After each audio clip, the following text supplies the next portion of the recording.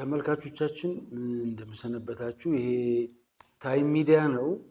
ያው በተለያዩ የስራ ጉዳዮች ትንሽ ጥፍት ብዬ ነበር በዚህ ሳምንት። አሁን መጥቻለሁ። እንደምሰነበታችሁ፣ እንደምንቆያችሁ። ያው ዛሬ ትንሽ ያው እንደምታውቁት ነሐሴ ወር ነው። የዛሬ 14 ዓመት ኢትዮጵያ ነሐሴ 14 ቀን 2004 መሰለኝ ሀገር እንደ ሀገር ማቅ የለበሰችበት ቀን ነበረ እና ስለዚህ ትንሽ ብናነሳ፣ ምክንያቱም ለሁላችንም አገር እንዲኖረን ከፈለግን እንደው ምንድን ነው ማድረግ ያለብን? ማሰብ ያለብንስ በምን ስሌት ነው? መሪዎቻችንስ በቃ ልንመዝናቸው ከፈለግን ከምን አንጻር ነው ልንመዝናቸው የሚገባው? በቃ በየቀኑ በሚያወጧቸው የሸቀጥ ቃላት ነው ወይስ መሬት ላይ ባለው ሀቅ ነው? ለህዝባቸው ባላቸው ክብር ነው ወይስ ለራሳቸው ባላቸው ክብር ነው? በምንድን ነው ማለት አስተዋዮች እንድንሆን። እንደ ህዝብ ማንም ሰካራ መጥቶ ሊጋልበን ሲሞክር አሁን ልክ እንደጋለበን አብይ አህመድ ተጋልበን አገራችንን ራሳችንን ሰቅለን እንዳንሞት ምንድን ነው ማድረግ ያለብን? የዛሬ 14 ዓመት ካጣነው በሳል መሪ ምንድን ነው የምንማረው? እሱን ትንሽ ለማየት ብንሞክር ደስ ይለኛል። 1983 ሲገቡ አስቡ።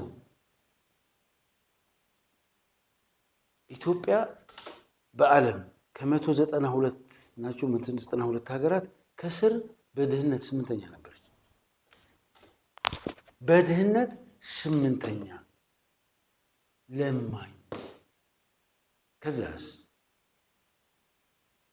የመሀይም ሀገር፣ የድንቁርና ሀገር፣ ከዓለም ከደረሰችበት ስልጣኔ ጋር የማትተዋወቅ። በዲክሽነሪ ሄዳችሁ ፋሚን የሚለውን ስትፈትሹ ለምሳሌ ኢትዮጵያ ተብላ የረሃብ ተምሳሌት የነበረች ሀገር። አሁን ጠቅላይ ሚኒስትር መለስ ዜናዊ ወደ ስልጣን ሲመጡ ይቺ ሀገር ከ192 ሀገራት ከስር 8ኛ ነች። በምን? በድህነት። አስቡ። ከዲክሽነሪ ላይ በፋሚን ከ192 ሀገራት ዘኦንሊ ኤግዛምፕል ኢትዮጵያ። ምን አመጣው? ድህነት። ጠቅላይ ሚኒስትር መለስ ዜናዊ ምን አደረጉ? የዚች ሀገር ቁጥር 1 ጠላት ድህነት ነው። አየህ፣ መሪ ሲወድህ ቁጥር 1 ጠላት ላይ ነው የሚዘምተው። ጠቅላይ ሚኒስትር መለስ ዜናዊ የሚገርም ስብዕናቸው። አስቡ፣ የ120 ሚሊዮን ህዝብ መሪ ሆነ ከረባት አድርገህ በሀገራት እየዞርክ መለመን የውርደት ውርደት ነው ብሎ የሚያምን መሪ። ይሄ ድህነት የሚባል ነብሰ በላ ጥርሱን አግጥጦ አስቀያሚነቱን በደንብ አድርጎ ቅልቅል አድርጎ የሚያሳይ መሪ ታስታውሳላችሁ? እኛ የሚደፍሩንና የሚቀጠቅጡን መለመን እስካላቆምን ድረስ ማንም አገር ይቀልድብናል፣ ይቀጠቅጠናል። መለመን እስካቆምን ድረስ ግን የሀገራችንን የፖሊሲ ነፃነት እናስከብራለን። የጠቅላይ ሚኒስትሩ ወግ በሙሉ አይታችሁት ከሆነ ድህነት ቁጥር 1 ጠላታችን ነው። ድህነት ጥርሱን ለማርገፍ ከሆነ ምን አደረጉ እሳቸው? ራሳቸውን እንደውም ታስታውሱ እንደሆነ ስዩም መስፍን አገሪቱን የምትመራት 1983 አንተነህ ነው። ይሄን ህዝብ እኮ እኔ የመምራት አቅም የለኝም፣ መምራት ካለበት ሌላ ሰው ነው፣ አቅም የለኝም ነው። ሉክ በ17 ዓመት የትጥቅ ትግሉ ትልቅ ሚና የነበረው ከጊዜ ወደ ጊዜ እየበሰለ የመጣ የድርጅቱ መስመር ያበሰለው መለስ ዜናዊ እኔ ይህን ህዝብ አልመላም፣ ይህ ህዝብ እኮ ትልቅ ህዝብ ነው። ተመልከቱ፣ ሲያከብረ ህዝቡን ለህዝቡ ክብር ሲሰጥ ይሄን ህዝብ ከመምራት 1 ሚሊዮን ጉንዳል መሸከም ይሻላል ከሚሉ የበከቱ መሪዎች ለየት የሚያደርገውን ተመልከቱ። ይሄ ህዝብ ትልቅ ህዝብ ነው፣ እኔ ልመራው አልችልም አለ። አንተ ነህ ሲባል ግን ስለዚህ መማር አለብኛል። አየህ ድህነትን ለመምታት ኢኮኖሚክስ ማጥናት አለብኛል። ኢኮኖሚክስ አጥንቶ ጠቅላይ ሚኒስትር መለስ ዜናዊ ድህነትን አገጩን ለመምታት ሲሞክር በገባው ልክ ገብቶትና ተረድቶት ኢትዮጵያ አሁን ያለችበት ነባራዊ ሁኔታ ምን ይመስላል፣ ዓለም ምን ትመስላለች፣ እኛ ምንድን ነው ማድረግ ያለብን ብሎ መጽሐፍ አገላብቶ ለሊቅና ቀን ሰርቶ ከግል ህይወቱና ከልጆቹና ከቤቱ ይልቅ ለዚህ ህዝብ ቀን ሌሊትና ቀን ይሰራል መሪ። አስቡ የመለስ ዜናዊ የራስ ምታት የኢትዮጵያ አርሶ አደር ነበረ። 85% አርሶ አደር ነው።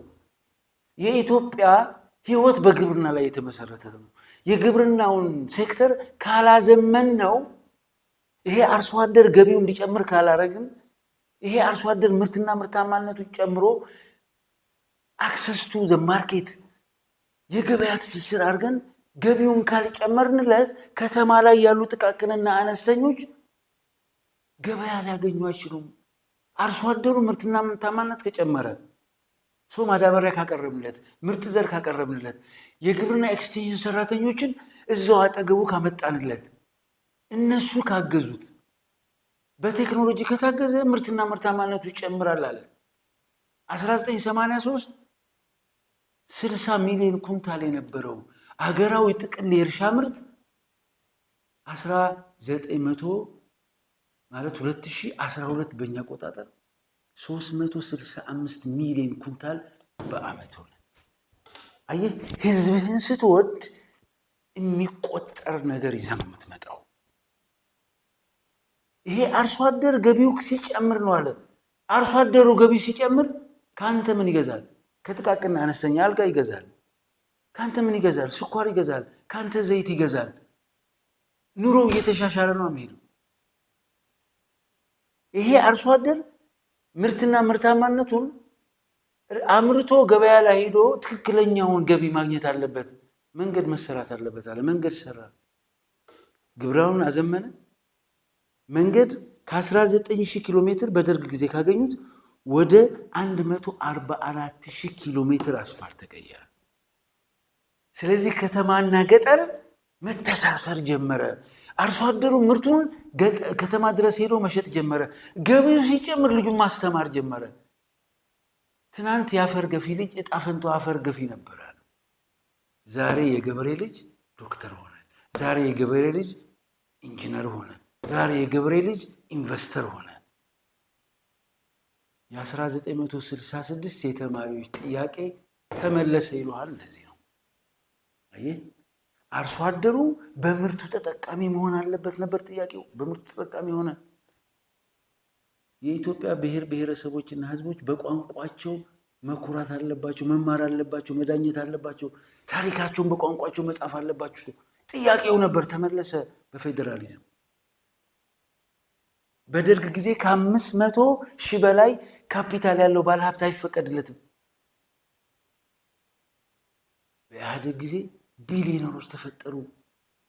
ኢትዮጵያ ባለሀብት የራሷ ባለሀብት ሊኖራት ይገባል። በዓለም ተወዳዳሪ እንድትሆን ከተፈለገ የሀገር ውስጥ ኢንቨስተሮች በብዛት መስራት አለባቸው ተባለ። አስቡት። በትምህርት ዘርፍ በ1983 ዩኒቨርሲቲዎቹ 30,000 ተማሪዎች የመቀበል አቅም ነበራቸው። በ2012 ወደ 825,000 ተማሪዎችን የመቀበል አቅም ነበራቸው። ከሁለት ዩኒቨርሲቲ ወደ 45 ዩኒቨርሲቲ ተቀየሩ።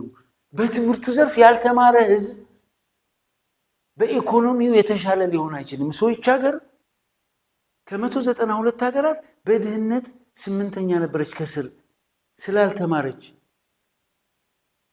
በረሃብ ተምሳሌት ነበረች። ይሄን እንዴት ነው የምቀይረው ብሎ ነው መለስ ዜናዊ የሰራው።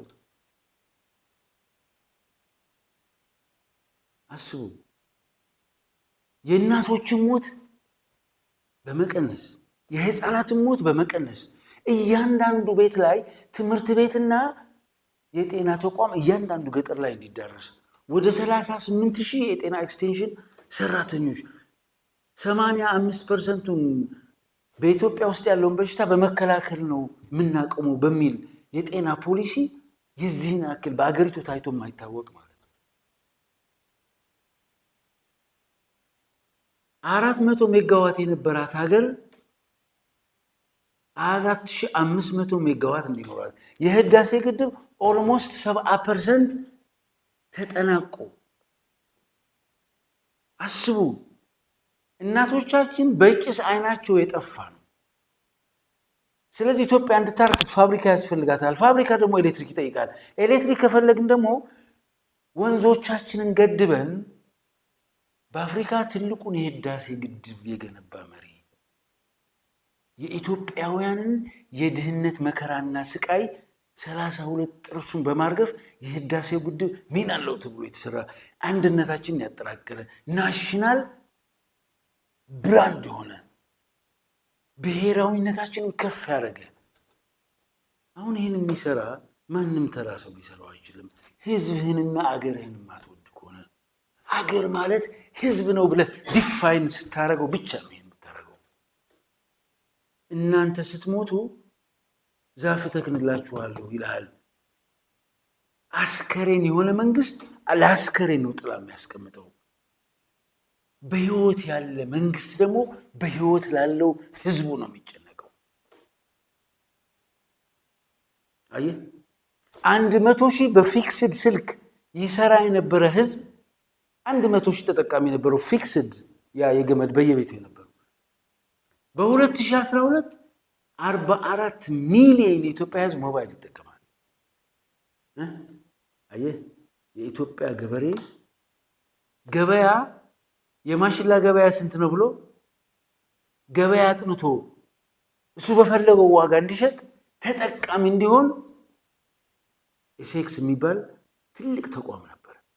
እያንዳንዱ ገበሬ ሞባይል ይዞ አዲስ አበባ እህል ስንት ነው ያለው፣ ጤፍ ስንት አለ ይጠይቃል። በደላላዎች ሲቀማ የነበረ አርሶ አደር ስልክ ደውሎ ገበያ ጠይቆ ተመልከቱ። ለአርሶ አደሩ ስትጨነቅ የአርሶ አደር ካልተቀየረ ኢትዮጵያ ልትቀየር አትችልም ብለህ ስታስብ ለህዝብ ያለን ፍቅር ነው የሚያሳየው።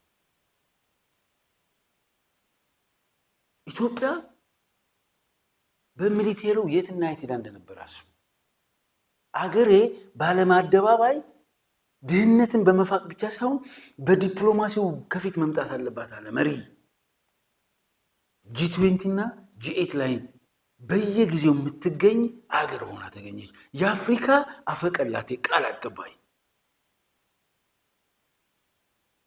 በሶማሊያ በጎረቤቶቿ የምትወደድ አገር ጎረቤቶቿን እዘርፋለሁ ቀይ ባህርን ወራለሁ የምትል ሳትሆን በመልካምነቷ ጎረቤቶቿ የሚቀኑባት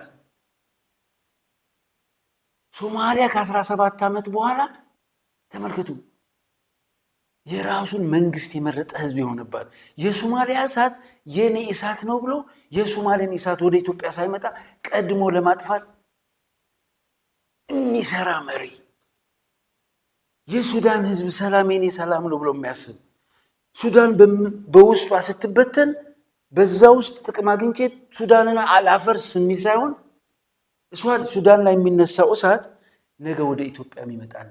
ወደ ኢትዮጵያ ከመምጣቱ በፊት እዛው ሱዳን ላይ ያለ ሱዳንን አግዤ ላጥፋ የሚል መልካም አስተዋይ ኢትዮጵያ በጎረቤቶቿ የምትወደድ አገር እንድትሆን ሌሊትና ቀን የሚሰራ መሪ እኔም ማይል መሪ እኛም ሚል መሪ የህዳሴ ግድብን ሲሰራ ትዝ ይላችኋል። መሐንዲሶቹኛ የፋይናንስ ምንጮችኛ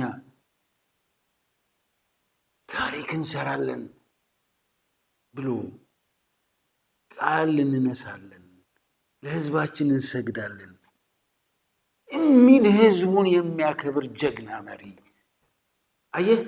ወደ ደደቢት በረሃ ሲወጣ ከዛ ለግጀሪ የሆነ ዩኒቨርሲቲ ኑሮ ደደቢት በረሃን ሲመርጥ ያኔ ነው ይሄ ጀግና መሪ ህዝቡን ማፍቀር ያኔ በቃ እርሾዋ እሷ ነች ለኔ።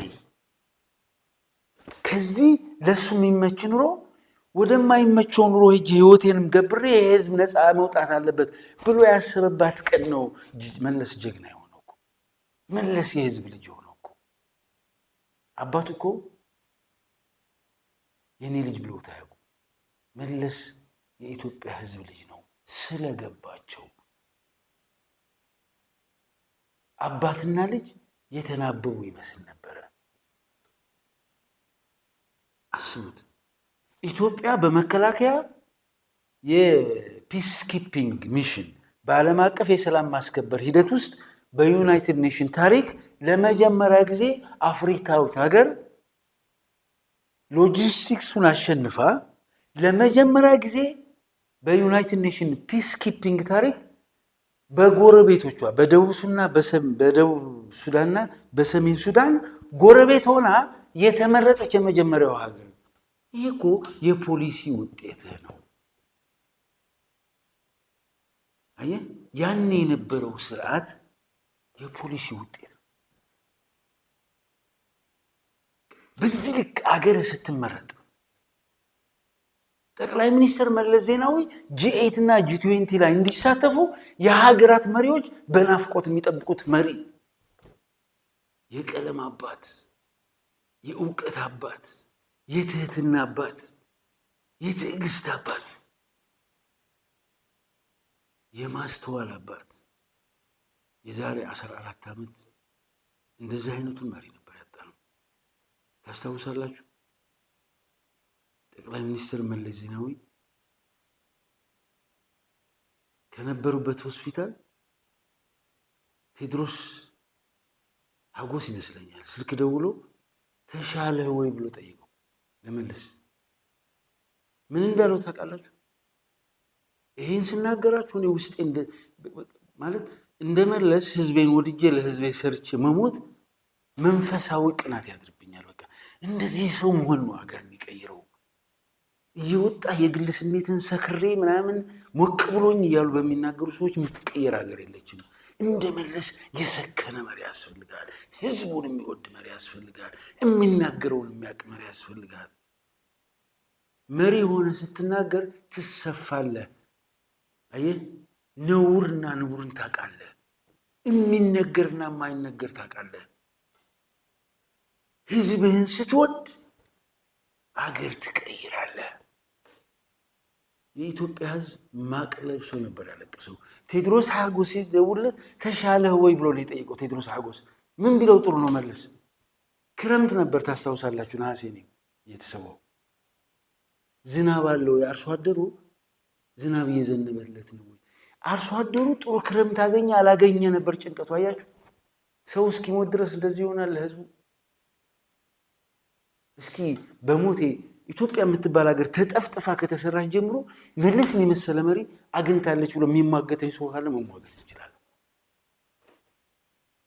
ሰው ወድቆ የሚሞትባት ሰዓትና ደቂቃ እየደረሰች አርሶ አደሩ ዝናብ አገኘ ወይ ብሎ ሲጠይቅ እናንተ ሰዎች እስክትሞት ድረስስ የመጨረሻዋን ሰከንድ እንኳን ስለ ግሉ ማሰብ ትቶስ ለገበሬው ነበር የሚያስበው። በዚህ ልክ ጻድቅ አንጣልኝ። ይህን መሪ ነው ያጣው። አንተ ስትሞት አስከሬኔ ላይ ዛፍ ተክልላለሁ የሚል መሪ አለ። አንተ ስትራብ ጭንቅላቱ የሚዞር ድህነት ህዝቤን ለማኝ ያረገብኝ ቆሻሻ ጠላቴ ነው ብሎ ይህን ቆሻሻ ጠላት ካገጠጠ መልኩ ጋር ቁጭ አርጎ አሳይቶ ለዚህ ስትራቴጂ ነድፎ የተጨበጠ ለውጥ ሲያመጣ የነበረ ተስፋ እንዲኖረን ያደረገን ህልም እንዲኖረን ያደረገን መሪ። በትምህርት የት ነው መድረስ ያለብኝ ብለህ እቅድ እንድታወጣ ዋይት ኮላር ሆነ የመንግስት ተቀጣሪ ሆነ በየወሩ ደሞዝ እየወሰርክ የምትኖርበትን ህልም ያፈረሰ ኤሌክትሪካል ኢንጂነር ሆነ በግል የምትሰራ ሲቪል ኢንጂነር ሆነ በግል የምትሰራ ብዙ የተማሩ ቢሊዮነሮችን የፈጠረ መሪ ታስታውሳላችሁ? የዘመኑ ክስተት የሚል መጽሐፍ አንብቡት። በህይወቴ ስተኛም ስነሳ የሚያስፈራኝ ነገር አለ። ምክንያቱም መለስ ቋሚ ነዋሪ እንዳልሆነ ያውቃል። በጣም ልባም ሰው ነው። በጣም አስተዋይ ሰው ነው። በጣም አንባቢ ሰው ነው። የእውቀት አባት ነው። አንድ ቀን እንደ ሰው እንደሚሰበር ስለገባው የሆነ ሰው በስህተት ይችን ሀገር የሆነ ልክ ያልሆነ የሆነ ባለጌ ሰው ወደ መሪነት የመጣ ቀን የጀመርነው ልማትና ዲሞክራሲ ወደ ኋላ እንዳይሄድ እፈራለሁ አለ። የፈራው ነገር መጣ። ይኸው በጣም የሚገርመኝ 1984 መቀሌ መጥቶ እንዳለ ታውቃላችሁ? እነዚህ 17 ዓመት ሙሉ በአባቶቻችሁ አጥንትና ደም በየተራሮቹ የተበተኑት ትግራይ ትለማለች በሚል ሂሳብ ነው። ሁኔታዎች የተፈጠሩ ቀን አባቶቻችሁን እንዳትክዱ ያለበት ቀን፣ ትግራይ እየተቀጠቀጠችበት ሰዓት። አሁን ሁለቱም ንግግሮች እሱ ናቸው። ሁለቱም ንግግሮች ግን ሆኑ። ከዛ ምን እንደማስብ ታውቃላችሁ? የኢትዮጵያን ሕዝብ ጥንቅቅ አድርጎ የሚያውቀው መለስ ብቻ ነው። ጥንቅቅ አድርጎ በአንድ በኩል የሆነ እብድ ስሜት የሚኮረኩር የሚናገረውን የማያውቅ ያኔ ሙሴያችን መጣላል ለኢትዮጵያ ሕዝብ። ከዛ በእኛ ላይ ተነሳ። ይሄ ሁኔታ ሲፈጠር አባቶቻችሁ እንዳትከዱ፣ ለእናንተ ሲሉ ለህልውናችሁ ለነፃነታችሁ ሲሉ ዋጋ የከፈሉት አጥንታቸው በየተራራው የተበተነው አለ። የትግራይ ወጣት ደግሞ አላሳፈሩ። ግን 14 ዓመት ወደ ኋላ ልመልሳችሁና መለስ አዲስ አበባ ሬሱ ያመጣ ቀን ትዝ ይላችኋል? ሳናቅህ ጠላንህ ስናቅህ አጣንህ ነበር ያለው አዲስ አበባ ወጣት። ትዝ ይላችኋል? ሬሳውን ከቦሌ ኤርፖርት ሲቀበል ያ ድባብ ትዝ ይላችኋል? ዘወርልድ ክላስ ማይንድ የተባለበት ፈረንጁ ተነስቶ የሚያንጨበጭብለት የእውቀት አባት ሲሟገትህ እርግጠኛ ሆኖ የሚሟገትህ በእውቀት ላይ የተመሰረተ ሙግት የሚሟገት ማንም የማያሸንፉ ማንም የማይረታው የእውቀት አባት የህዝብ ልጅ። የኢትዮጵያ እናቶች ማቅ ለብሰው አለቀሱለት። በዓለም ታሪክ መሪ ሞቶ እንደመለስ የተለቀሰለት የለም። ለምን ይመስላችኋል? ስለተከፈለን እኮ ነው አይደለ? አርሶ አደሩ ምርትና ምርታማነቱን ጨምሮ ገቢውን አሳድጎ ልጁን አስተማራ፣ ተከፈለው። በፖሊሲ የፖሊሲ ክፍያ እኮ ነው። ከተማ ላይ ያለችው እናት ኮንዶሚኒየም ሰርቶ ከጭቃ ቤት አንስቶ ኮንዶሚኒየም ላይ ያስገባት፣ አለቀሰች። አስቡ። የኢትዮጵያ ሕዝብ በሙሉ ተስፋ የነበረው ነገ ፕሮፌሰር ሆናለሁ ዶክተር ሆናለሁ ብሎ ተስፋ የነበረው ሁሉ አለቀሰ። ኢትዮጵያ ማቅ ለበሰች። በታሪኳ እንደዚህ ማቅ እንድትለብስ ክፍያ የከፈለላት አንድም መሪ ልታመጣልኛች ኤክሰፕት መለስ ዜናዊ። በየትኛውም የዓለም ጫፍ ሂድ፣ እያንዳንዳችን ለሳምንት ለወር ቅርቅር እስኪለን በኢትዮጵያ ከተሞች በሙሉ ሙዚቃ የተዘጋበት ቀን እኔ ትዝ ይለኛል። አሶሳ ነበር። አሶሳ 12 ድንኳኖች ተተክለዋል። እናቶች ድንኳኖቹ ላይ ጥቁር ለብሰው ቁጭ ብለው የመለስ ዜናዊ ፎቶግራፍ ተዘርግቶ ሰው ውሃ ይዞ እየመጣ ይደርስ ነበር። የህዝብ ልጅ ስለሆነ እኮ ነው ሁሉም እናቶች ማቅ ለብሰው ያለቀሱለት። ይችን ክብር ማንም አያገኛት። ማንም የህዝብ ልጅ ስትሆን ብቻ ነው የምታገኛት። የህዝብ ልጅ ስለሆነ ነው ህዝብ ያለቀሰለት ማቅ የለበሰለት። ታገል ሰይፉ ተከፍሎን አነባን አለ። በእሷ ግጥም የዛሬ ንግግሬን እዘጋለሁ። ጠን ፈጠን ፈጠን በአንድ ልብ ሮጠን በአንድ ጫማ ረግጠን የተጓዝንለታ በሀገርሽ ደስታ በምድርሽ መለምለም የሚለምን የለም እንደ ፀሐይ አብሪ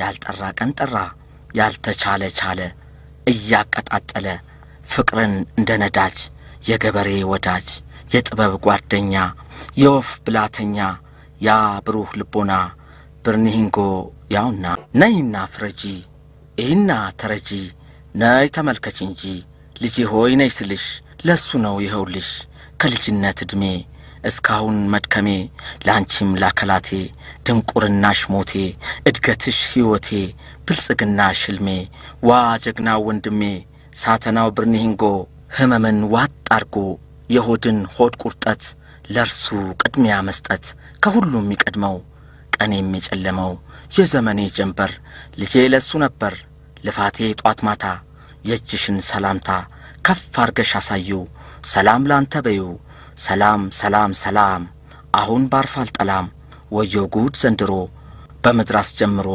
በሰማይ በረረ ለወጣት የኖረ የሴቶች ጠበቃ አይመለስም በቃ ምን ብትወዘውዢው ሸሽገሽ ላትይዢው ጋርደሽ ላታድኚ እንግዲህ ተጽናኚ ተሸክፎ ጓዙ አባ መላ ብዙ የዘመኑ መላ በጥላሁን ጥላ በዋለልኝ ውሎ እንደ ብረት ግሎ ለቀለጠው አለት ጧፍ አበራንለት ብርሃኑ እንዳይጨልም ጀግናዬን ልሸልም ጀግናም ብሆን ግና እዚህ ቆሟልና የጀግኖቹ ጀግና ይገባል ለሱማ በትራክተር ጎማ ትራክ ለቀየረ ዙር እያከረረ መንገድ እያቀና ከፊት ቀደመና በእድገት ጎዳና በአገር አቋራጩ እንዴት ብዬ ልጩ ዋይ ዋይ ጥምቆራጩ ዋይ ዋይ ካጣን ያን አስተዋይ ካልመለሰህ እምባ ሰላም ግባ ነፍስ ወደ ፈጣሪ ስጋም ካፈር ቀሪ መንፈስ ብቻ ሌላ የልቧ ሳይሞላ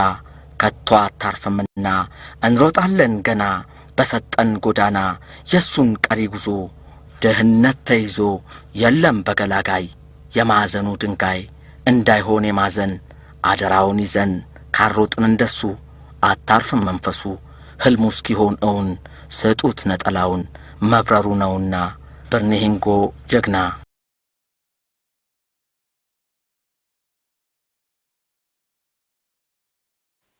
የዛሬ ቆይታችን በዚህ በመለስ ዝክረ መለስችን ነበር የምትመስለው። ስለዚህ መለስ ላይ ፎከስ ያደረኩት ለምንድን ነው እንደው ብንማርበት ከሚል አንግል ነውና ያው ሚዲያችንን ሰብስክራይብ ማድረግ፣ ኮሜንት ማድረግ፣ ሼር ማድረግ አትዘንጉ። እስካሁን ከኛ ጋር ለነበራችሁ ቆይታ ለቤተሰቦቻችን ለታይም ሚዲያ ቤተሰቦች ምስጋናዬን አቀርባለሁ። አመሰግናለሁ። ቻው።